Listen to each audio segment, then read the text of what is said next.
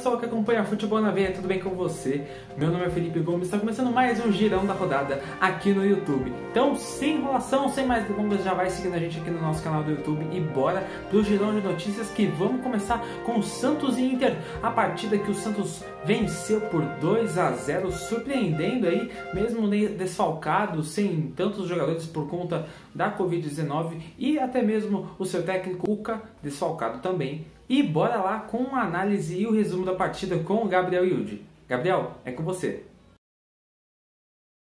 E aí rapaziada, tudo bem? Hoje eu vou falar um pouco sobre o jogo que aconteceu neste sábado, às 4h30 da tarde, entre Santos e Internacional na Vila Belmiro. O Santos e o Inter começaram uma partida muito ruim, tanto que na primeira etapa não ocorreu gols e muito menos chances de gol. Ocorreu apenas uma, que foi falta que Marinho bateu e Lomba pegou. Além disso, houve a contusão do meia Edenilson, que se chocou com Felipe Jonathan, e os jogadores do Inter pediram o vermelho, porém não deu nada. Já na segunda etapa, o Santos voltou melhor e conseguiu marcar 2 gols. O primeiro gol com o menino Ivonei, de 18 anos, que marca seu primeiro gol com a camiseta do Peixe, de falta. E o segundo gol foi de Caio Jorge, após uma decisão errada de Marinho e um chute de Arthur Gomes, na qual Lomba deu rebote e ele apenas cabeceou para empurrar para o gol e ampliar para o Peixe por 2-0. Além disso, deve-se destacar a belíssima partida que teve Balieiro, o estreante do dia, que é meia, que fez papel de primeiro volante, estreou muito bem. Além disso, John foi o suplente do João Paulo, que está com o coronavírus. E é isso, espero que tenham gostado. O Inter continua na primeira posição, o Santos avança para a quarta até o momento. Para o Santos a vitória é importante e a derrota para o Inter pode custar a primeira liderança. E é isso, hoje também teve a estreia do Abel Braga pelo Inter. E é isso, espero que tenham gostado. Até a próxima, continuem com o vídeo. Valeu, Gabriel, muito obrigado pela análise entre Santos e Internacional. E agora vamos com o Gilvan Rodrigues com a análise e o resumo também entre Sport Recife e Vasco. Gilvan, é com você. Salve galerinha, beleza? Me chamo Gilvan Rodrigues e hoje vim falar um pouco aqui do jogo de agora a pouco entre Sport e Vasco. O Vasco aí que levou a melhor jogando na Ilha do Retiro. Voltou a vencer após 9 partidas aí, que a equipe vascaína não conseguia vencer. Consequentemente tinha entrado na zona do rebaixamento, mas com triunfo aí chegou à 15ª colocação. E um pouco do jogo, a primeira etapa, na verdade o jogo todo foi todo vascaíno. A primeira etapa o Vasco teve as melhores oportunidades, teve mais posse de bola e logo criou várias oportunidades. E Cano aos 24 aproveitou ali, após bom passe de Léo Gil, e abriu o placar. O próprio Cano também, que quebrou um outro jejum, ele também que não marcava havia algum tempo, vivia essa seca aí, o atacante 9 vascaíno. O Sport ainda tentou, teve algumas 2 oportunidades, mas nada que levasse perigo. Na segunda etapa, Jair Ventura sacou Jonathan Gomes, colocou Marquinhos para tentar dar maior profundidade à equipe do Sport, mas não conseguiu. E é claro, logo aos 9, o ímpeto do Sport, qualquer coisa que fosse tentar, logo caiu por terra após Cano novamente marcar o segundo gol dele e consequentemente da equipe vascaína. E posteriormente a isso o Leão não conseguiu mais ir para cima. Teve até alguma oportunidade, mas nada que perigasse o gol do Fernando Miguel. E aí o Vasco venceu por 2-0, voltou a vencer aí após um longo jejum. E consequentemente também a primeira vitória do técnico vascaíno Sampinto. Ele recém chegou aí ao comando do clube que vem passando por vários problemas, tem uma eleição aí nesse meio tempo, então sofrendo aí bastante. Mas ele conseguiu sua primeira vitória, que agora deve dar uma tranquilizada. Conseguiu tirar a equipe da zona do rebaixamento, que era o primeiro passo. Está na 15ª colocação, tem vários jogos a acontecer ainda nessa rodada, mas a gente já viu a equipe do Vasco com uma nova postura. Isso é bom, isso dá um ingrediente a mais para o torcedor acreditar que talvez a equipe não passe tanto sufoco. E pelo lado do Sport, a equipe constituindo a 10ª colocação. E esse é o jogo do Sport, sofreu um pouquinho, ter essa irregularidade que vem tendo em alguns momentos, mas algo muito natural de uma equipe um pouco limitada e que tem seu campeonato muito bem definido. Então essas são duas equipes que sabem o que quer dentro da competição, têm seus objetivos definidos, e é isto. Até a próxima. Saudações. Valeu, Giovan, muito obrigado. E agora, pessoal, vamos lá com o Caio César, que ele vai falar um pouquinho pra gente sobre como foi a partida entre Flamengo e Atlético Goianiense. Vamos lá, Caio. Boa noite a todos. Eu sou o Caio César e estou aqui para mais um girão da rodada no Futebol na Veia, para contar tudo o que aconteceu entre Flamengo e Atlético Goianiense. Bom, a equipe carioca, que vem de uma derrota sofrida na Copa do Brasil para o São Paulo por 2-1, precisava se recuperar também no Campeonato Brasileiro, visto que havia sido goleada pelo Atlético Mineiro e pelo São Paulo. Assim, uma vitória hoje, em casa contra a equipe goiana, poderia colocá-lo na primeira colocação junto com o Atlético Mineiro, com 38 pontos. Porém, não foi o que aconteceu. A equipe liderada por Rogério Ceni até tentou, pressionou mais, começou melhor, principalmente na primeira etapa. Partindo daí, vale lembrar que a equipe tem sérios desfalques, como Everton Ribeiro, que está na seleção brasileira, Pedro, que também está convocado, além de Arrascaeta, que está se recuperando de lesão, entre outros. Assim, a equipe teve boas oportunidades, principalmente do lado esquerdo, onde, começando nos 20 minutos do primeiro tempo, já teve uma boa oportunidade ali por aquele lado. Após um passo de profundidade do Vitinho, o René encontrou o Thiago Maia ali na cabeça da área, que deu uma excelente chapada, porém Jean foi com sucesso, teve uma espalmada e ainda resvalou no travessão. E foi por aquele lado que o Flamengo explorou. Aos 35 minutos do primeiro tempo, também teve uma boa oportunidade por aquele lado. O Bruno Henrique recebeu na cabeça da área ali e já girou, não deu chance para a zaga e bateu bem no canto direito do Jean, porém ele foi buscar também novamente.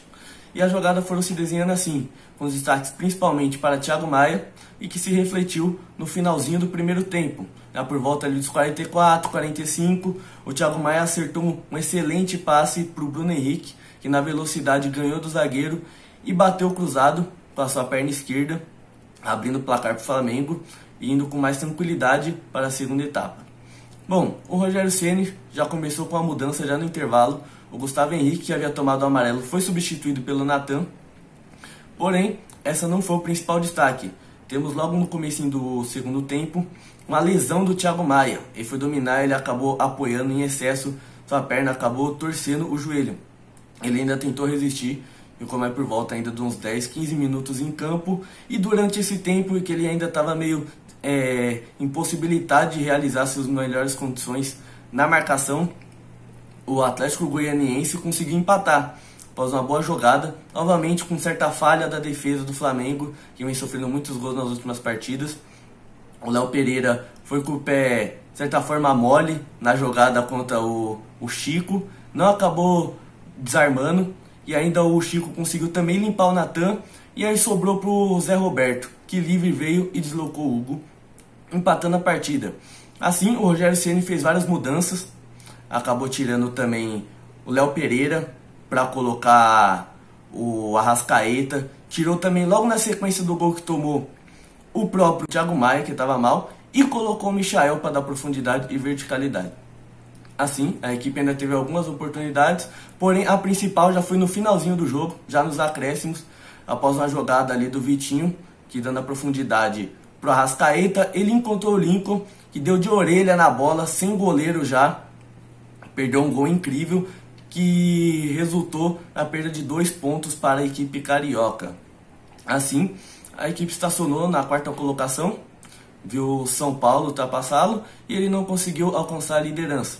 Sem o próximo confronto, além do jogo de volta da Copa do Brasil nessa quarta, pelo Brasileirão, o próximo confronto da equipe, comandada por Rogério Ceni, será o Coritiba no Maracanã também. Enquanto o Atlético Goianiense demorará 9 dias para jogar, enfrentará apenas na próxima segunda, dia 23 de novembro, o Sport Recife, em Recife. Para concluir, eu agradeço aqui a minha oportunidade, eu fico por aqui e entrego para o Felipe. Um abraço. Valeu, Caio. E agora vamos falar de uma partida que deu o que falar, que foi Palmeiras e Fluminense. Vamos lá ver sobre o que aconteceu nessa partida com o Léo. Léo, é com você. Vamos para as notícias entre Palmeiras e Fluminense com o show do Rafael Veiga. Fala você ligado aqui no Futebol na Veia. Na noite deste sábado, dia 14 de novembro, pela 21ª rodada do Brasileirão, no Allianz Parque, o Palmeiras recebeu o Fluminense e venceu por 2-0, com 2 gols de Rafael Veiga. A equipe de São Paulo vem embalada com o seu novo treinador, o português Abel Ferreira, numa grande sequência de vitórias, incluindo na Copa do Brasil e na Libertadores, antes com o interino André Lopes. E a equipe chegou ali perto dos líderes do campeonato, tem agora 34 pontos e está apenas 4 do líder Atlético Mineiro. Ambos possuem 20 jogos, ou seja, um jogo a menos do que o Internacional, por exemplo, que é o vice-líder da competição. O Fluminense ficou com 32 pontos, a segunda derrota consecutiva no Brasileirão, e se distancia um pouquinho ali dos primeiros colocados. A equipe do Rio começou abrindo o placar lá no Allianz Parque, depois de uma boa jogada ali, uma bola parada na verdade, mas o árbitro acabou anulando por causa de uma irregularidade.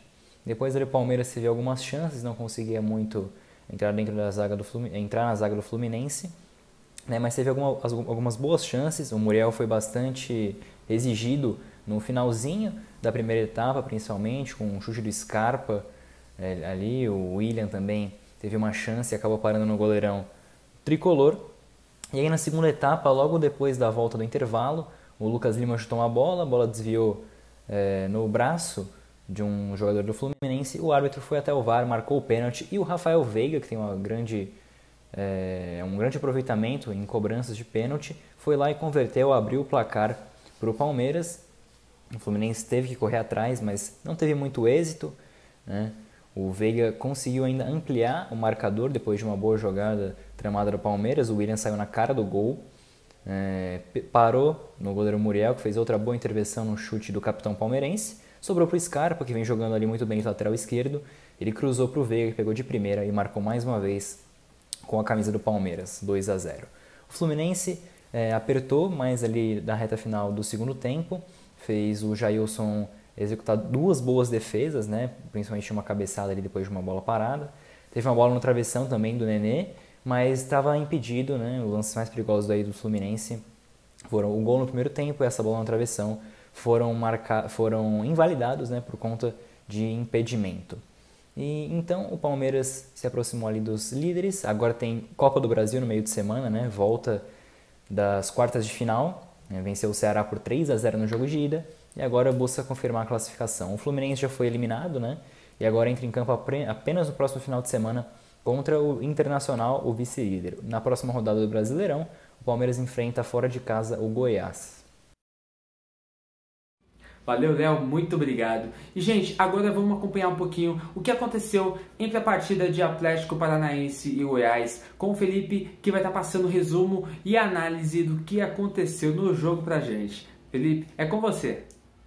Hoje, pela 21ª rodada do Campeonato Brasileiro, Atlético Paranaense e Goiás se enfrentaram em Goiânia, fazendo um duelo dos desesperados. O Atlético Paranaense venceu a partida, momentaneamente saiu da zona do rebaixamento com o gol do Renato Kaiser, ex-Atlético Goianiense, grande rival do Goiás. O Atlético Paranaense foi superior em quase todo o jogo, teve 8 finalizações no alvo contra apenas uma do Goiás. O Nicão teve uma partida excelente, tendo ficado com uma nota de 8.3 no soft score. O Abner foi muito bem, lateral esquerdo jovem, muito promissor. O Eric foi muito bem, enquanto o Anderson Moreira sofreu a primeira derrota particular contra o Paulo Tuori.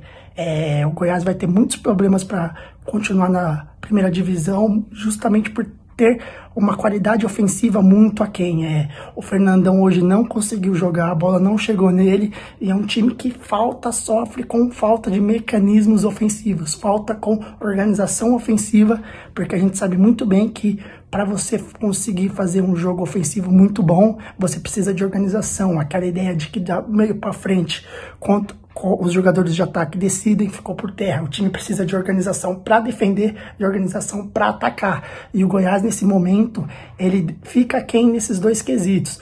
Quando o São Paulo tomou muita pressão, acabou tomando 2 gols. Hoje foi apenas 1 gol do Atlético Paranaense, mas o Atlético Paranaense teve 8 finalizações no alvo, 16 finalizações no total. É um time que tem sofrido muito. Do outro lado, o Paulo Autuori parece que está conseguindo tirar dos jovens o melhor que eles podem render. Eu acho que o Atlético Paranaense ele não tem um time para estar disputando onde está. Eu acho que o Atlético poderia estar no G10, tem time, tem elenco para estar no G10. Ele tem jogadores muito promissores como o Eric, o Abner, o Citadinho é muito bom jogador, o Nicão é muito bom jogador, o Renato Kaiser, que chegou no meio da temporada, foi uma ótima contratação do Atlético. E o Atlético, se tiver paciência com esses jovens foram bem trabalhados, é um time que tende a crescer muito no segundo turno.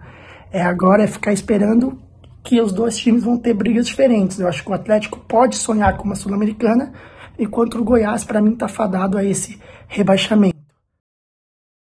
Muito obrigado, pessoal, por ter passado todas essas informações pra gente sobre o girão da rodada. Lembrando que essa rodada foi antecedida por conta das eleições estaduais que aconteceram no país inteiro. Então, pessoal, esse foi mais o girão da rodada comigo, Felipe Gomes, e com toda a galera que veio passar as informações pra gente e pra você que tá assistindo aí. E é isso, pessoal. Valeu, muito obrigado e até a próxima. Só que lembrando, não se esqueça de se inscrever no nosso canal, deixe seu like, siga a gente nas nossas redes sociais. E é isso. Falou!